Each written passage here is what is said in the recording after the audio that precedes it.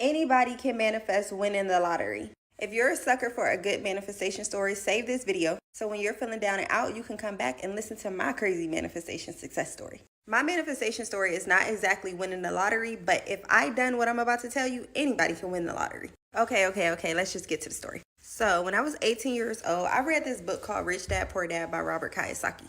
In this book, he talked about building houses for the government. He made it sound so glamorous and like I was gonna be rich. So of course, that piqued my interest at 18, being rich. Next, I started digging into the subject and getting a little more deeper into it. That was right around the time when I got into manifestation and I got interested into finding out what my life's purpose was. Coincidentally, changing the way we do affordable housing was my life's purpose. So it seemed kind of hard, so I just put it on my vision board and I carried on about my life.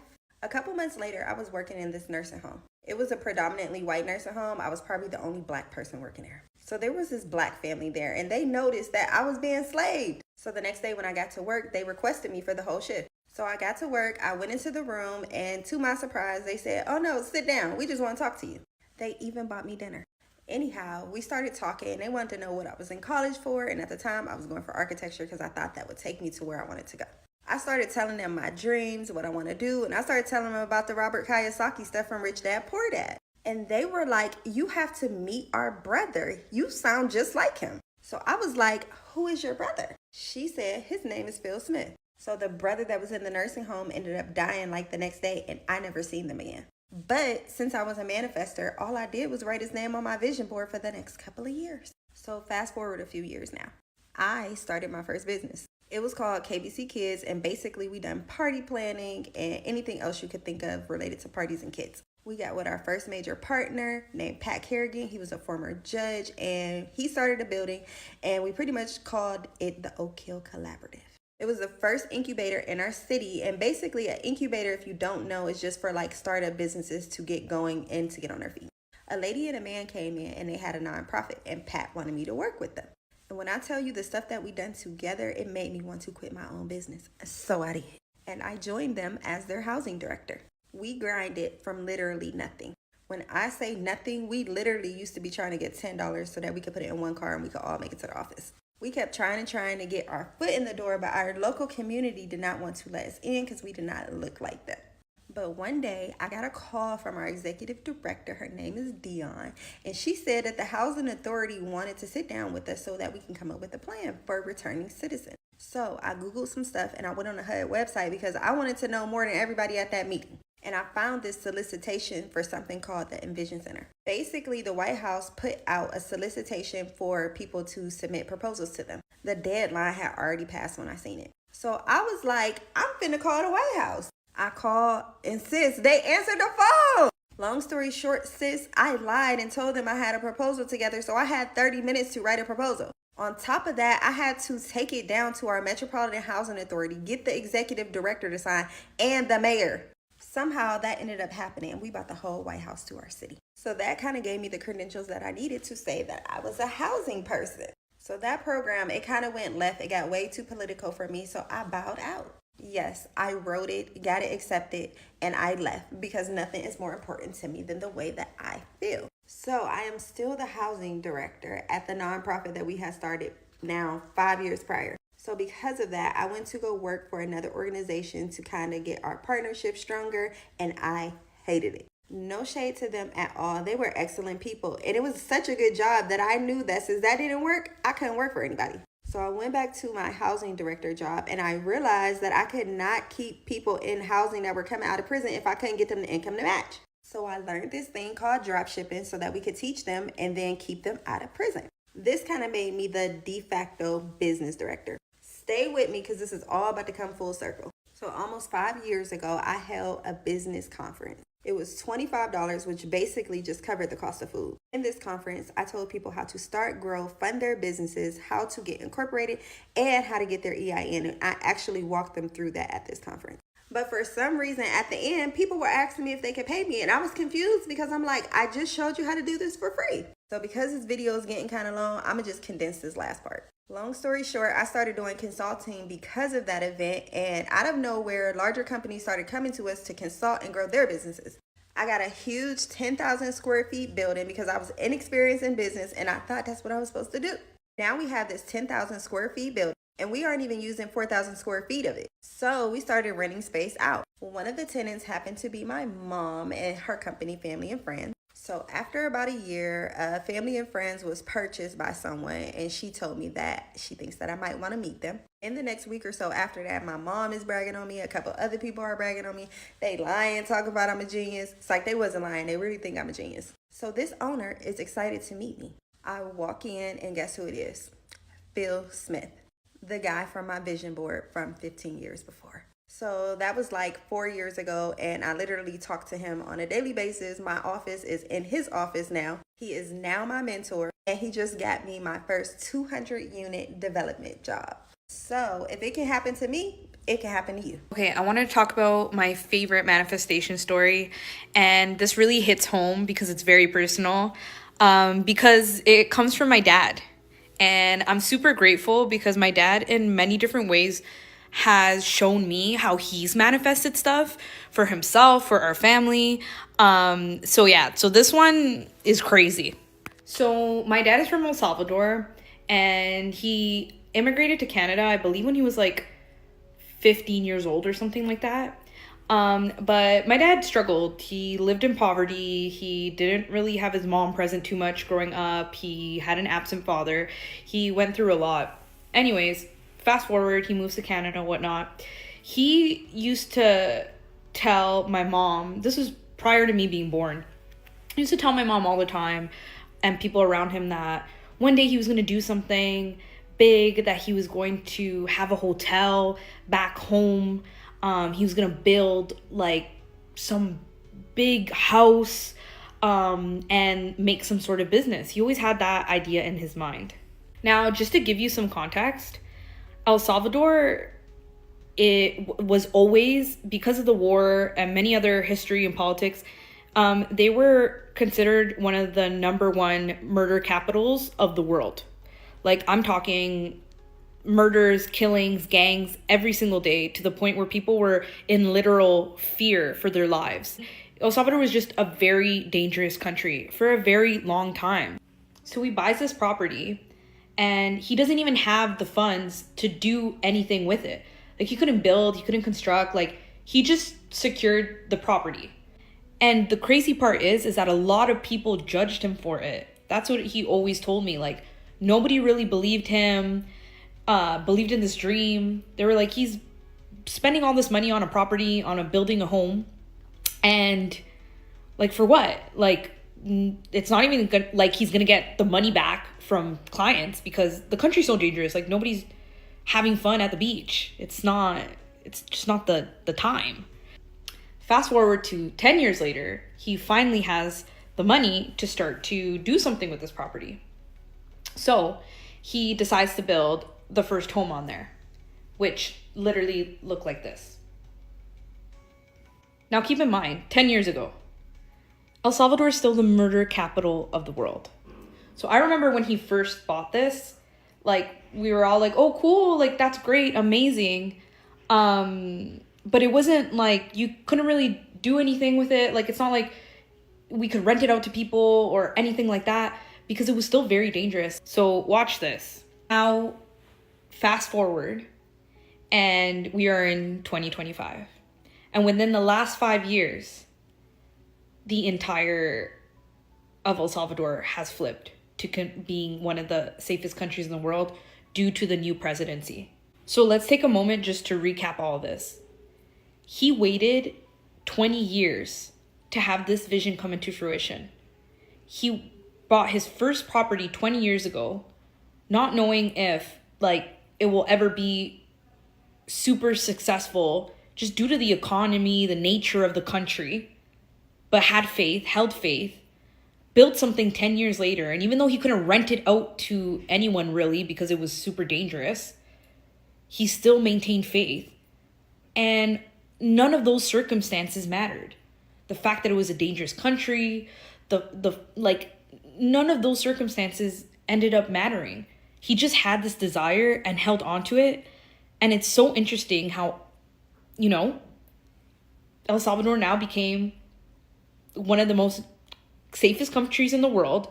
Tourism is through the roof. we have our property booked like almost every day.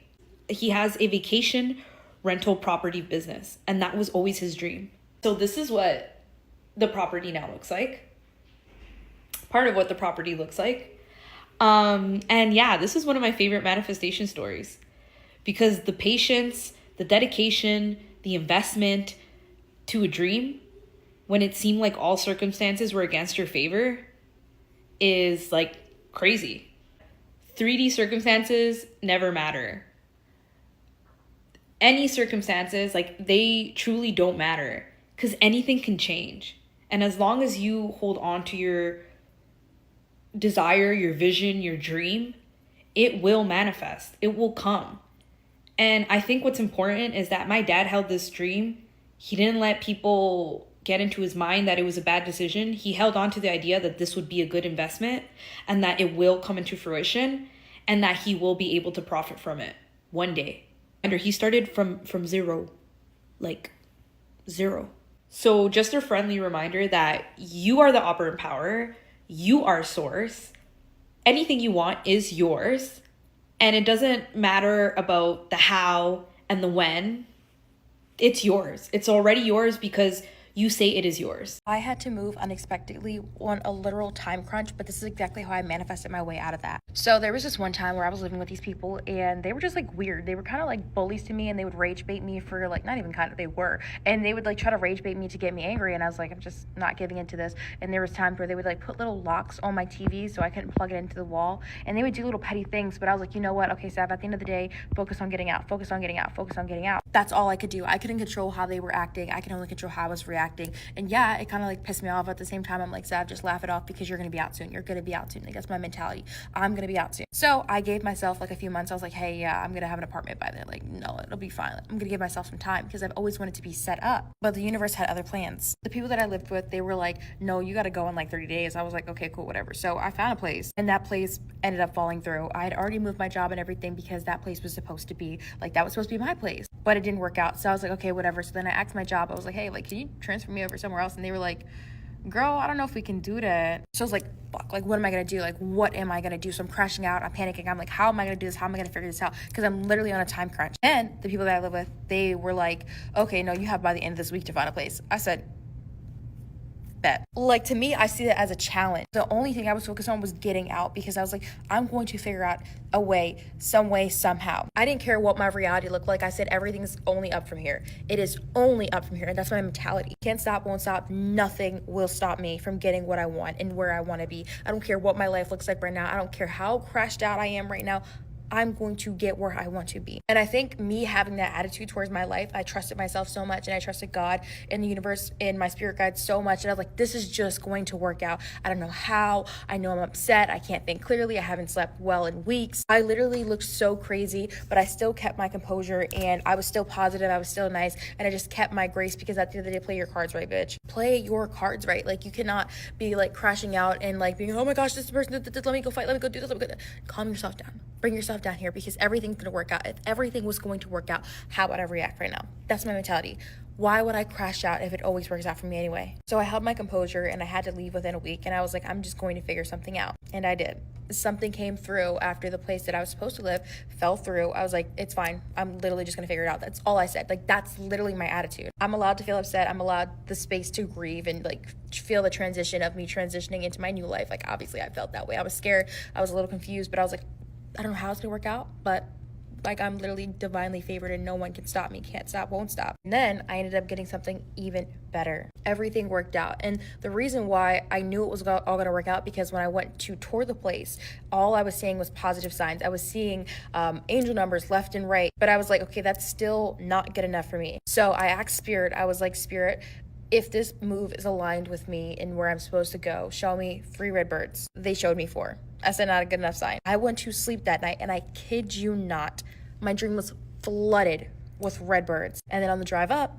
I seen nothing but angel numbers, 444, 111, all of those numbers. I was like, there's no way, guys. Like, there's no way. And then it all worked doubt. I always look at my life as if it's going to be a success story and that these things are just adding spice to my story and this is just character development. Like, I see myself as the main character of my life. Like, oh, what is she going to do next? How is she going to get to where she wants to be? And that's how I view my life. And I'm like, it's just going to work out for you, Sav. It does not matter what your 3D reality looks like right now. I have every right to crash out. I have every right to feel my emotions, grieve the loss, and move on because the worst is behind me. What if it's only up from here? What if the best is yet to happen? What if I haven't met all the people that I'm meant to meet? I get this transition is scary, but I can do it. I trust myself and I trust the universe. Sometimes things aren't in your hands and you just have to give it up to God and the universe and trust that it will always work out for you. And I ended up transitioning into a more favorable position, guys. Moral of the story, trust yourself. And when people are trying to bring you down, just know that's because you're about to rise up. Like, your life is just about to get so much better. Let people feel the way they want to feel towards you, but you keep being amazing and don't be ugly because they want to be ugly, guys. So I have got a story for you.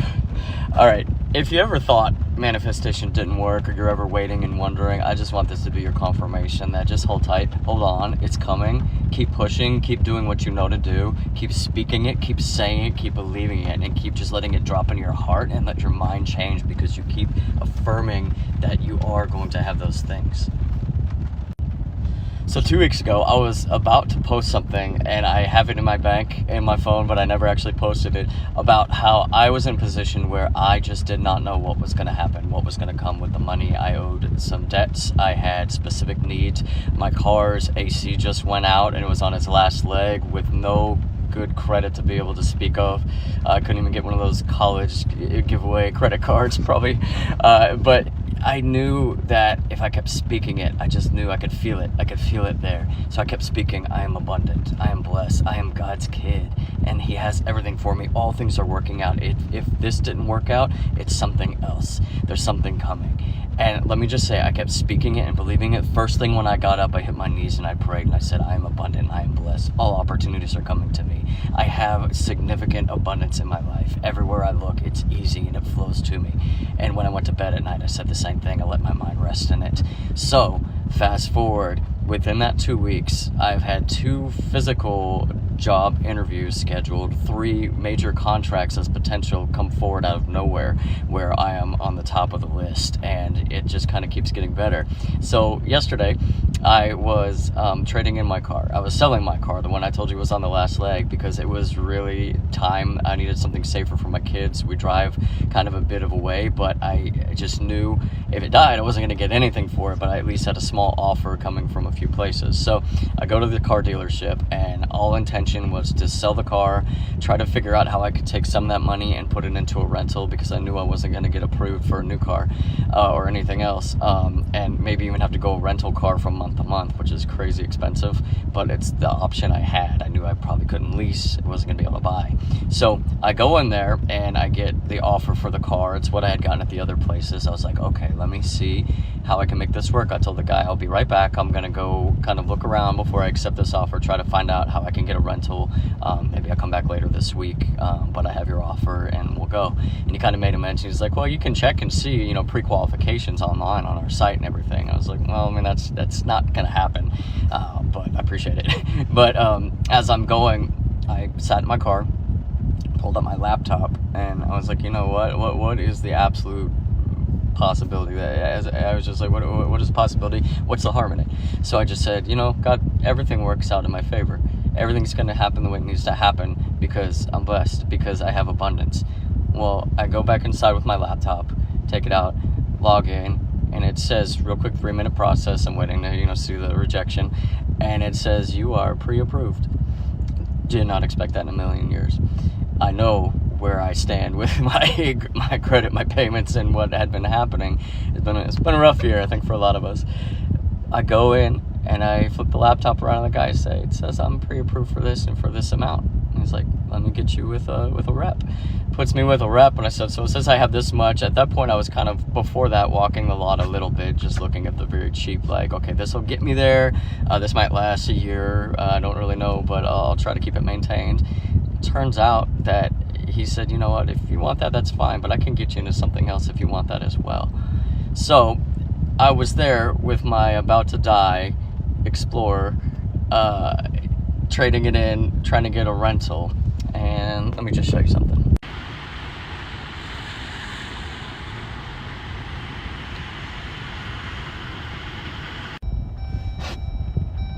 Yeah, that's my Jeep Gladiator Sport. Don't tell me manifestation doesn't work. Hey guys, OMG.